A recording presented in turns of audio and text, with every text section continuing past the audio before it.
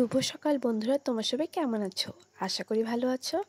আমি সাথে হিমেশ লাইফস্টাইলে তোমাদের স্বাগত। তো ভিডিওর প্রথমে তোমাদের বলবো, যদি আমার ভিডিওটা তোমাদের ভালো লাগে তাহলে প্লিজ লাইক, কমেন্ট, শেয়ার করতে কিন্তু ভুলো না এবং আমার পাশে থেকেও সাবস্ক্রাইব করো। আর দেখো, সকাল সকাল আসা আমার শাশুড়ি মা মাছ কেটে দিয়েছে। আর মাছ কাটার পরে এখানে আলু চিপস সেদ্ধ করছে, মানে হালকা সেদ্ধ করে তারপরে রোদে শুকোতে দেবে। আমাদের বাড়িতে এইভাবে প্রতি বছরই অল্প বা বেশি চিপস দেওয়া হয়। আর এখানে আমি সকালে রান্না করেছিলাম টমেটো সবজি আর ভাত। এই সকালে খাওয়া দাওয়া আমরা খাবো। আর এইদিকে আমার শাশুড়িমা এই কাজটা করছে, আর ওইদিকে আমার শ্বশুরমশাই, আমার হাজব্যান্ড ওরা খাচ্ছে।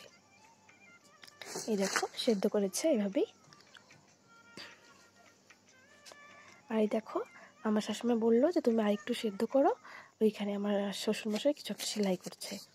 আর এখানে মাছগুলো আমি ভাজা করব, তারপরে রান্না করব। এখানে কিন্তু আমি দুপুরবেলা চলে এসেছি, দুপুর না, এগুলো সেদ্ধ করার পরে। তো এই মাছগুলো আমার বেশ ভালো লাগে খেতে। তো এগুলো নুন হলুদে ভালো করে মেখে ভেজে নেবো। আজকে সব রান্না করবো না, কিছুটা রান্না করবো আর বাকিগুলো রেখে দেবো।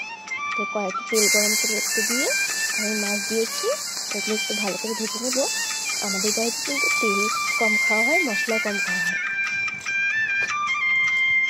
দেখো অর্ধেক ভাজা হয়ে গেছে, আর কিছুটা রয়েছে, এগুলো ভেজে নেবো দুবারে। এই যে অল্প করে ভেজে নিয়েছি আমি, বাকি মাছগুলো ভেজে নেবো। এই মাছগুলো কিন্তু বাইরে থেকে নেওয়া হয়েছে, মানে বাড়িতে যারা মাছ বিক্রি করতে আসে তাদের কাছ থেকে নেওয়া হয়েছে। এই মাছগুলো দিয়ে আলু, বেগুন, বিনস, তারপরে সিম, এগুলো দিয়ে সবজি করবো, তো ঝোল ঝোল রাখবো। আমার হাজব্যান্ড আবার ঝোল ছাড়া খেতে পারে না, তো সেই চচ্চড়িটা একটু ঝোল ঝোল রাখবো।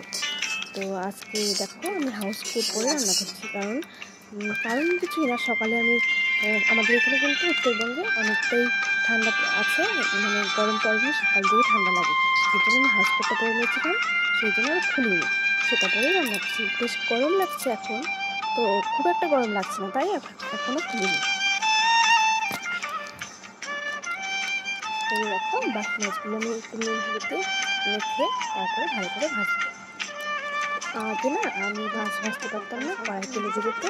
পরে জানতাম যে উনুনের জাল যদি একটু বেশি বাড়িয়ে দেওয়া হয়, কড়াইটা ভালো করে গরম করে নেওয়া যায়, তাহলে কিন্তু মাছ আর আটকে ধরে না। সেইভাবেই কম তেলে কিন্তু করা যায় মাছ ভাজা। উনুনের তাপটা একটু বেশি থাকতে হবে এবং কড়াইটা যেন ভালো গরম হয়। আর সকালে রান্নার পরে দুপুর রান্না করছি, আর প্রতিদিনই আমার দুপুরে যখন রান্না করতে আসি আমার মেয়ে কিন্তু বিরক্ত করে। তো মাঝে মাঝে রান্নার ফাঁকে ওকে গিয়ে খাইয়ে আসি, করে নিয়ে আসি। বাড়ির সবাই করিয়ে রাখে, আমি একটু খাইয়ে দিয়ে আসি, সেই জন্য একটু উঠে যাই। আর দেখো আমার মাছ ভাজা হয়ে গেছে, এখন চচ্চড়িটা করব।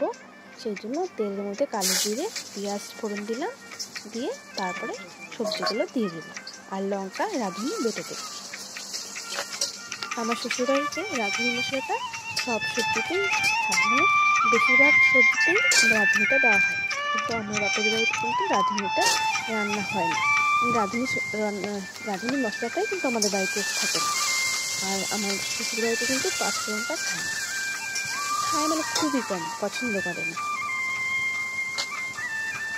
দেখো সবজিগুলো দেওয়ার পর আমি হলুদ দিয়ে দিচ্ছি, হলুদ নুন সব কিছু দিয়ে দিই। তারপর একটু ভালো করে কষিয়ে একটু ঝোল দিয়ে দেবো।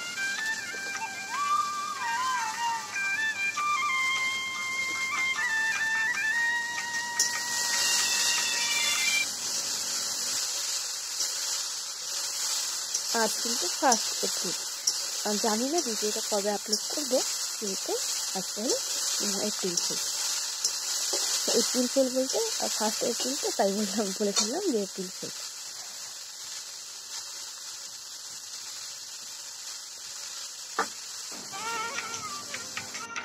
দেখো সবজিতে কিন্তু আমি ঝোল দিয়ে দিয়েছি, ঝোল দেওয়ার পর একটু পরে মাছ দিয়ে আমি সবজিটা কিন্তু নামিয়ে ফেলবো, ধনে পাতা দেবো।